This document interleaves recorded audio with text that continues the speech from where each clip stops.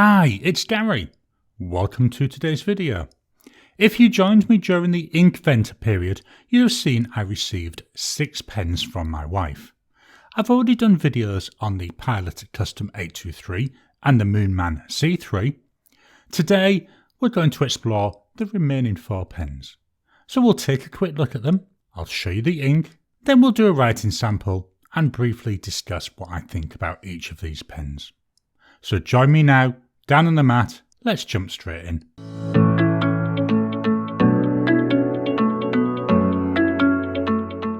Welcome down to the mat. It's time to take a look at the 4 pens I received during Advent of 2021. First one we're going to look at is this. This is a Baoer 79. It's a little bit of a clone, I believe, of a Monteverde impressor. I don't have one, so I can't 100% say. I love the colour of this. I love the silver colour. I love the stripes here. We've got black and silver stripes going down. The cap pulls off. It's got a small nib on it. This is a number 5 size nib. It's just unscrew the body. Cartridge converter. All of today's pens are cartridge converters. It's quite nice. It costs a massive $4 Australian. So really expensive. It's meant to have a medium nib. We'll have a look when we do our writing sample, see what that looks like. Second pen, this is a Baoer 51. So again, I'm just going to spin this around. I like the check pattern on this. Black definitely is the dominant colour. It feels a lot lighter than the 79. The cap, this one actually screws off. There we go. To reveal, again, that small number 5 size nib. There we go. As I said, it's another one. It's just going to screw the body. It's a cartridge converter there. This pen, from what I've found doing research on the internet, is based on a Mont Blanc Star Walker. Again, I can't confirm that. I don't have one. Pen number 3. This is an interesting one. Just going to turn it this way initially so you can look on the clip. Especially down here, we've got other head of a dragon. This is a hero dragon. I love this, and it's got 2 little, I know it's not rubies, but I'm going to say ruby coloured plastic in there for the eyes. I think that's quite a nice little touch. I like the brushed nature of this material. It feels rough to the hand. It doesn't slip though, it's quite nice. Again, this one here, the cap pulls off. I was going to twist it off for a second. This reveals a slightly different nib. I'm just going to turn it around here. Hopefully I can get into the focus area. I don't know if it comes through that much. This has got a bent nib. Now, when I received this, and actually the one my wife ordered was just for a fine nib, and I've got to be honest, I love this bent nib. Again, we'll have a look when we do our writing. It's another one with a cartridge converter. This one though, it's one of those push-pull ones. Personally, I don't like those. I do have a number of spare converters laying around, so I may try and swap that later. This was a whopping $4. And in case I forgot, the Baoer 51, that was a whopping $5. The most expensive pen though is this one. This is a Kaco Edge. This uses the Macrolon material, so it's the same as what you get with a Lamy 2000. I don't have a Lamy 2000, so I can't compare it against it. But certainly from pictures I've seen, it does look very similar. I think it's another one. It's based on a Lamy 2000. Let's take the cap off. Again, a fairly plain nib there. All the nibs this time, they're all very much the same. They're all fairly small. And another cartridge converter. This, as I said, this was so expensive. It cost $10 Australian. You know, double the price of the most expensive of the other 3. I'm going to fetch in a pen so we can look at a size comparison. So here we go. This is a Pilot Metropolitan. They're all very much of a similar size, aren't they? I would think maybe only just the Kaco Edge, only just bigger. Certainly looking at these, they all look very similar. Let's have a look at all the nibs. So there's the 79, the 51,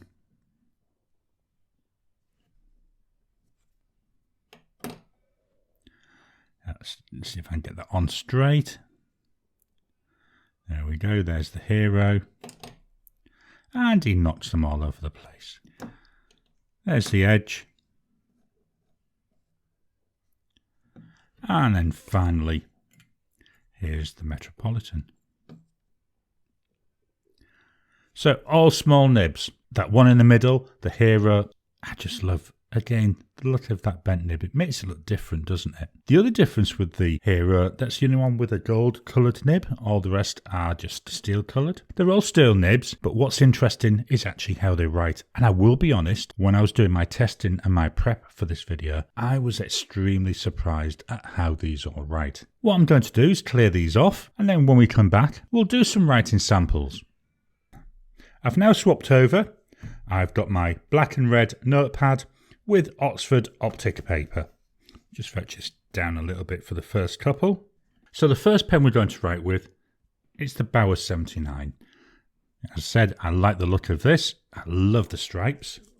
In here, I've put Diamine Merlot. So this is an ink in that purplish family. Certainly it reminds me of the wine colour. Let's do some writing.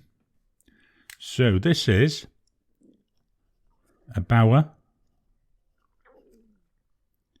51. The nib in here is fine, and this cost me $5 Australian. The ink, Diamine Merlot. Let's check drying times. So it's immediate. 10 seconds, 30 seconds,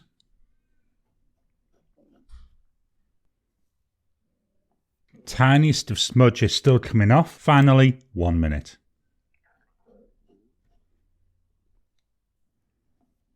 So that's nice and dry after a minute. Going to move the mic so that you can hear it right.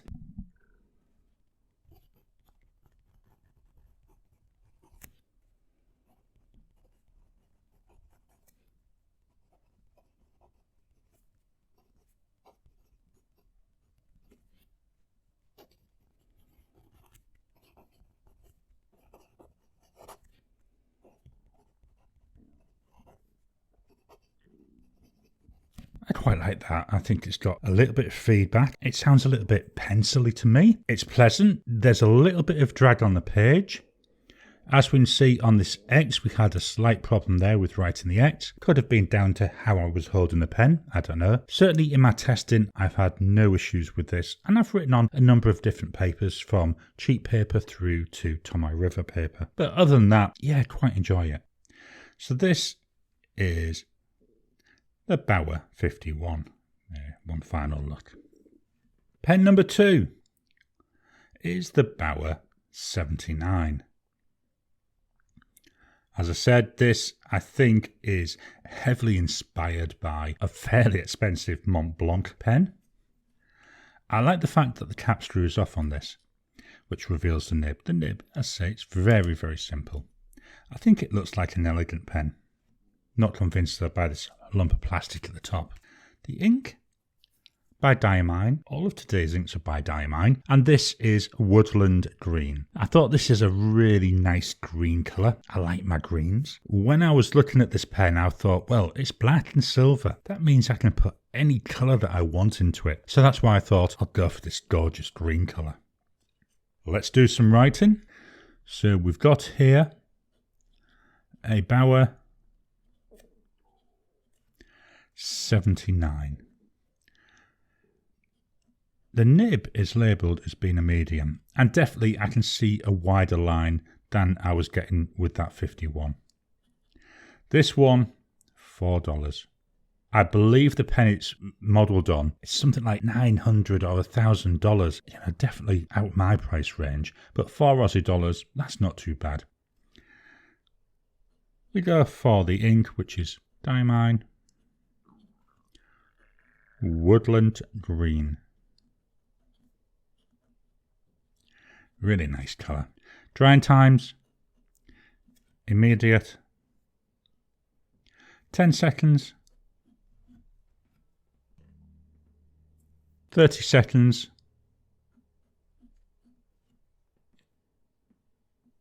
Well, after 30 seconds, that one's dry already, so we don't need to do a minute. I'm going to move the mic closer to the paper so that you can hear the pen writing.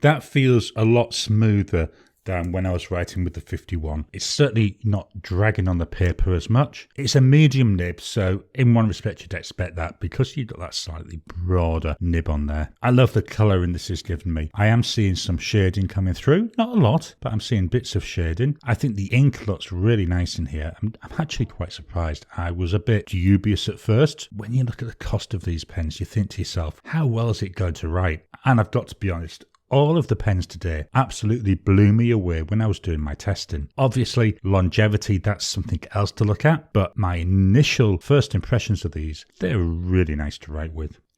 So one final turn round of the pen. Here we go. This is the Baoer 79 with Diamine Woodland Green. Just going to reposition the paper slightly. The next pen that we've got is by Hero, and it's this. This is the Hero Dragon. As I said at the start, I love this clip. I love the fact we've got the red eyes there staring at you. You know, when you consider this was $4, there's a lot of detail gone into that. And yes, I know it's plastic. It was most probably done mass market, but it's quite pleasant.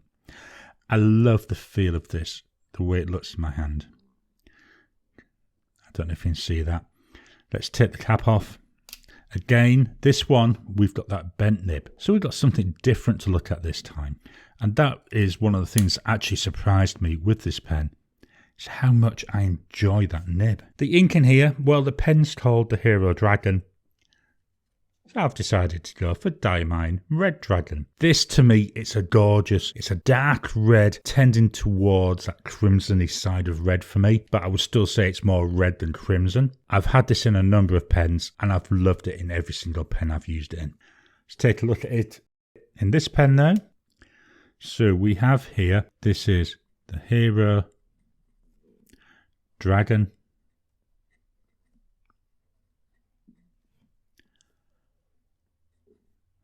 It's got a bent nib. Can you see what's happening with that bent nib with this gorgeous line variation? The cost was $4 Australian. The ink by Diamine Red Dragon. Before I do my drying tests, what I'm going to do is over on the side, I'm just going to show you some line variation.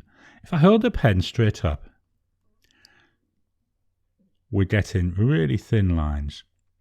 If I go across as well, as you can see, really thin. If I hold the pen how I normally would, now if I go down, we're getting a wider line. And if I go across, we're getting massively widened lines. That's because of the shape of this nib. So it touches a paper differently depending on the angle you hold it at. Let's go for drying times. So immediate, 10 seconds, 30 seconds, still quite wet at 30 seconds, 1 minute.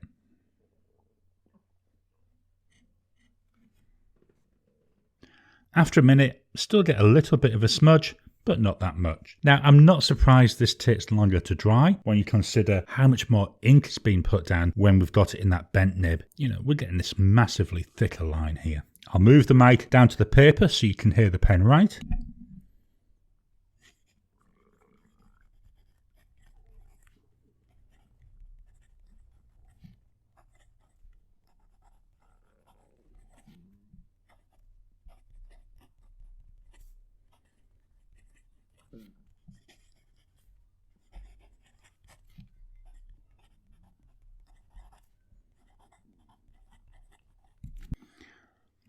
That's another pen.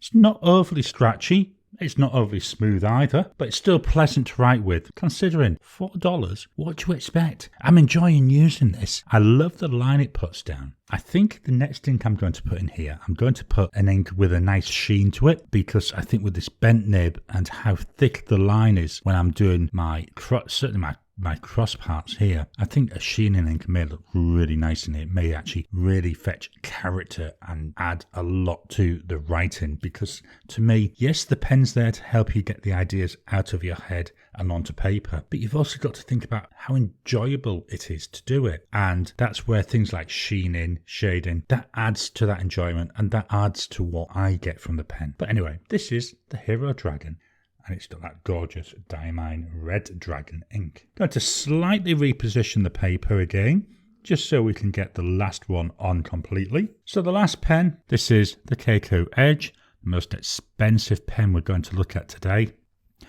I love the look of this. It's a gorgeous dark grey with black stripes running through it. I think that's all from that Macrolon material. I did show you the nib. I'm going to show you it again. This nib, it's made by Schmidt, which is used by a lot of other manufacturers, so it's a fairly popular nib manufacturer.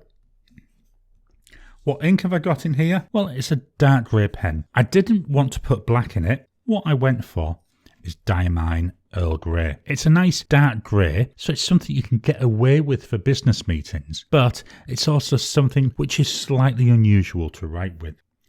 Let's take a look at the writing. So here we have a Kaco Edge,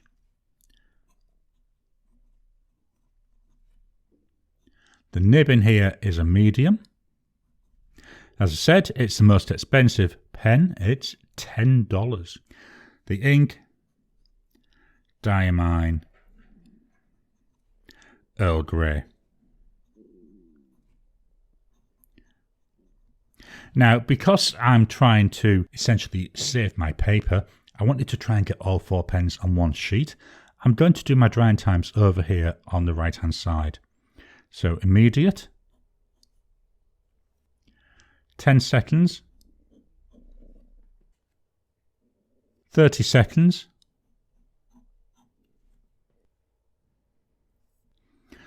slight tiny smudges still coming off, so we'll go for 1 minute, just really for completeness. After a minute, as we would expect, that's nice and dry. I'm going to move the microphone so that you can hear the pen write.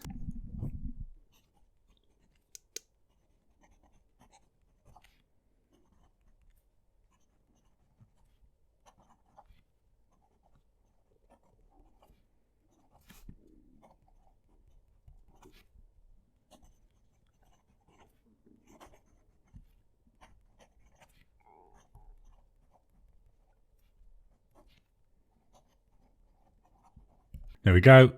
That's another nice writer. Quite enjoy using that. Similar to, well, really the last 3 pens, they all feel fairly light. The first pen did feel quite a bit heavier, so that can make a little bit of a difference. But still, it's enjoyable to write with. I am seeing some shading coming through.